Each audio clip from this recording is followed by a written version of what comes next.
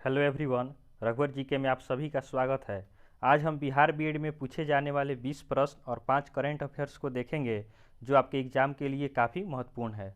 तो आप वीडियो को अंत तक देखें और वीडियो पसंद आए तो चैनल को सब्सक्राइब जरूर करें। तो चलिए आज का प्रश्न हम स्टार्ट करते हैं। पहला प्रश्न है, महाराष्ट्र में स्थित अजंता में चट्टानों को काटकर बनाए गए गुफा स्मारक किस धर्म के हैं? तो यह आपका बौद्ध धर्म का है। तो ऑप्शन बी हमारा सही उत्तर हो जाएगा कि महाराष्ट्र में स्थित अजंता में चट्टानों को काटकर बनाए गए गुफा बौद्ध धर्म का है। यहाँ बौद्ध धर्म से संबंधित चित्रण एवं शिल्पकारी के उत्कृष्ट नमूने मिलते हैं, तो इसे भी ध्यान रखेंगे। अगला प्रश्न है, मानव मूत्र का पीला रंग किसकी वजह से होता है? तो यह आपका यूरोक्रोम की वजह से होता है।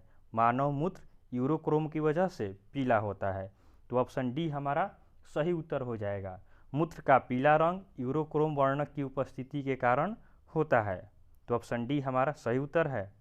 अगला प्रश्न देखते हैं, पौधों का शिथिल होना किस वजह से होता है?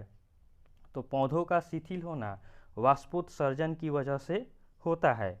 तो ऑप्शन बी हमारा सही उत्तर हो जाएगा कि वाष्पोत्सर्जन के कारण पौधे शिथिल हो जाते हैं।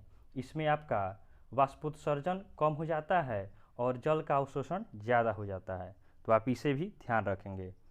अगला प्रश्न देखते हैं, बॉस इंडिकस वैज्ञानिक नाम है। तो बॉस इंडिकस आपका गाय का वैज्ञानिक नाम होता है। तो ऑप्शन सी हमारा सही उत्तर हो जाएगा कि बॉस इंडिकस गाय का वैज्ञानिक नाम है। और मेढक का वैज्ञानिक नाम आपका राना टाइग्रियन होता है। और आपका बिल्ली का वैज्ञानिक नाम फेलिस डोमेस्टिका होता है। और भैंस का वैज्ञानिक नाम बुवालस क्वालिस होता है। तो आप इसे भी याद रखेंगे। बॉस इंडिकस गाय का वैज्ञानिक नाम हो गया। अगला प्रश्न है, चश्मे बनाने में किस कांच का उपयोग किया जाता है? तो चश्मा बनाने में आपका क्रुक्स का कांच का यूज किया जाता है। तो ऑप्शन ए हमारा सही उत्तर हो जाएगा। जो क्रुक्स का कांच होता है वह आपका सीरियम ऑक्साइड और सिलिका का मिश्रण होता है। तो आप इसे भी ध्यान रखेंगे। चश्मा बनाने में किस कांच का उपयोग होता है? तो क्रुक्स के कांच का उपयोग होता है। चलिए अगला प्रश्न देखते हैं, तेलुगु किसकी शासकीय भाषा है? तो तेलुगु आपका आंध्र प्रदेश और तेलंगाना की शासकीय भाषा है। लेकिन ऑप्शन में केवल आंध्र प्रदेश दिया है, इसीलिए ऑप्शन ए हमारा सही उत्तर हो जाएगा आंध्र प्रदेश। लेकिन आप याद रखेंगे कि आपका तेलुगु जो है वह आंध्र प्रदेश और तेलंगाना दोनों का शासकीय भाषा है। अगला प्रश्न है, सुंदरवन टाइगर रिजर्व किस राज्य में स्थित है?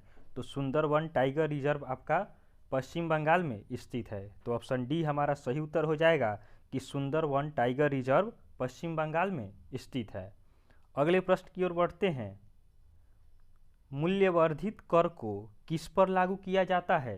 तो मूल्यवर्धित कर को आपका मूल्य पर लागू किया जाता है।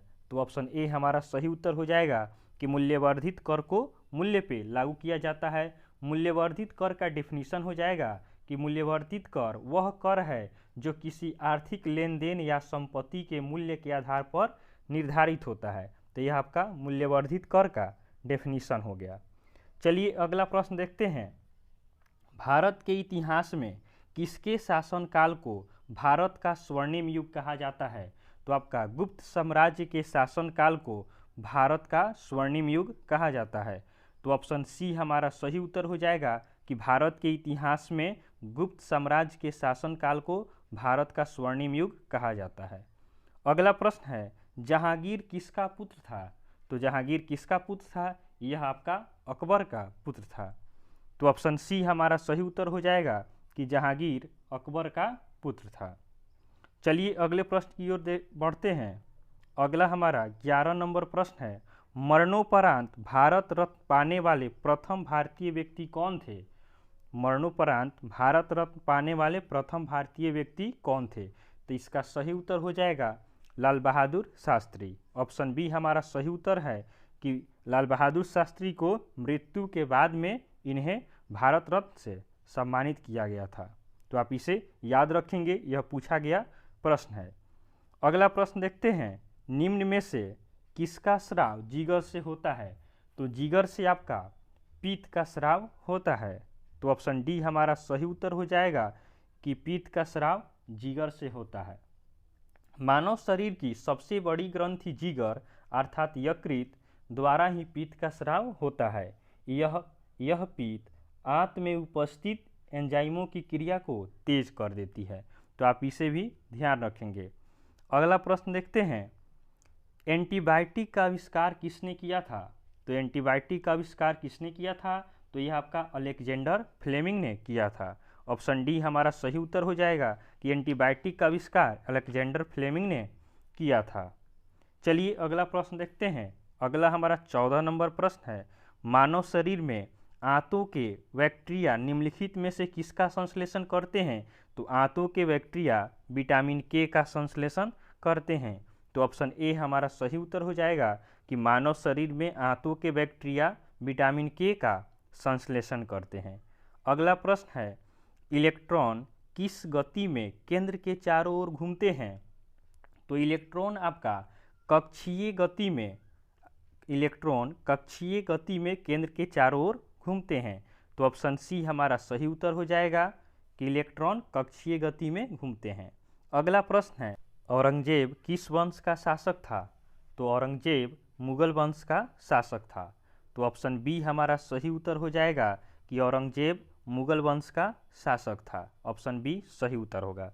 अगले प्रश्न की ओर बढ़ते हैं, कनाडा की राजधानी कहाँ है? तो कनाडा की राजधानी आपका ओटावा है। तो ऑप्शन डी हमारा सही उत्तर हो जाएगा कि कनाडा की राजधानी ओटावा है। ऑप्शन ए है वेलिंगटन। वेलिंगटन आपका न्यूजीलैंड की राजधानी है। और ऑप्शन बी है कैनबरा। तो कैनबरा आपका ऑस्ट्रेलिया की राजधानी है। और ऑप्शन सी है ओस्लो। तो ओस्लो आपका नॉर्वे की राजधानी है। हमें पूछा गया है कनाडा की राजधानी, तो कनाडा की राजधानी ओटावा है। आप इसे याद रखेंगे। अगला प्रश्न है, महाद्वीपीय बहाव सिद्धांत की प्रस्तावना किसने दी थी? तो महाद्वीपीय बहाव सिद्धांत की प्रस्तावना अल्फ्रेड वेगेनर ने दी थी। तो ऑप्शन ए हमारा सही उत्तर हो जाएगा कि अल्फ्रेड वेगेनर ने महाद्वीपीय बहाव सिद्धांत का प्रस्तावना दिया था। अगला प्रश्न है, बांधवगढ़ राष्ट्रीय उद्यान किस राज्य में स्थित है? तो बांधवगढ़ राष्ट्रीय उद्यान आपका मध्य प्रदेश में स्थित है। तो ऑप्शन डी हमारा सही उत्तर हो जाएगा कि बांधवगढ़ राष्ट्रीय उद्यान मध्य प्रदेश में स्थित है। यह आपका बाघों के लिए प्रसिद्ध है। तो आप इसे याद रखेंगे। चलिए अगला प्रश्न देखते हैं। 20 नंबर प्रश्न है, सूर्य नमस्कार में कितने चरण होते हैं? तो सूर्य नमस्कार में आपका 12 चरण होते हैं। तो ऑप्शन बी हमारा सही उत्तर हो जाएगा कि सूर्य नमस्कार में 12 चरण होते हैं। चलिए अब हम 5 करेंट अफेयर्स के प्रश्नों को देखते हैं। मध्य प्रदेश के मुख्यमंत्री कौन हैं? तो मध्य प्रदेश के मुख्यमंत्री आपका शिवराज सिंह चौहान है। तो ऑप्शन ए हमारा सही उत्तर हो जाएगा कि मध्य प्रदेश के मुख्यमंत्री शिवराज सिंह चौहान है। भगवंत मान आपका पंजाब के मुख्यमंत्री हो गए, अरविंद केजरीवाल दिल्ली के मुख्यमंत्री हो गए और पुष्कर धामी आपका उत्तराखंड के मुख्यमंत्री हो गए। तो आप इसे भी याद रखेंगे। चलिए अगला प्रश्न देखते हैं। बिहार में विधानसभा की कितनी सीटें हैं? तो बिहार में आपका विधानसभा की 243 सीटें हैं। तो ऑप्शन बी हमारा सही उत्तर हो जाएगा कि बिहार में 243 विधानसभा की सीट है। बिहार में लोकसभा की कितनी सीटें हैं? तो बिहार में लोकसभा की 40 सीटें हैं, राज्यसभा की 16 सीट है और विधान परिषद की 75 सीट है। तो आप इसे भी ध्यान रखेंगे, कोई भी पूछा जा सकता है। अगला प्रश्न है, वर्तमान में भारत के शिक्षा मंत्री कौन हैं? तो वर्तमान में भारत के शिक्षा मंत्री धर्मेंद्र प्रधान हैं। तो ऑप्शन डी हमारा सही उत्तर हो जाएगा कि भारत के शिक्षा मंत्री कौन हैं? तो धर्मेंद्र प्रधान आपके शिक्षा मंत्री है। चलिए अगला प्रश्न देखते हैं। जूलॉजिकल सर्वे ऑफ इंडिया के पहली महिला अध्यक्ष है। तो जूलॉजिकल सर्वे ऑफ इंडिया की प्रथम महिला अध्यक्ष आपका धृति बनर्जी हैं। तो ऑप्शन ए हमारा सही उत्तर हो जाएगा कि Dhriti Banerjee zoological survey of India की पहली महिला अध्यक्ष है। इसका हेड क्वार्टर कहाँ है?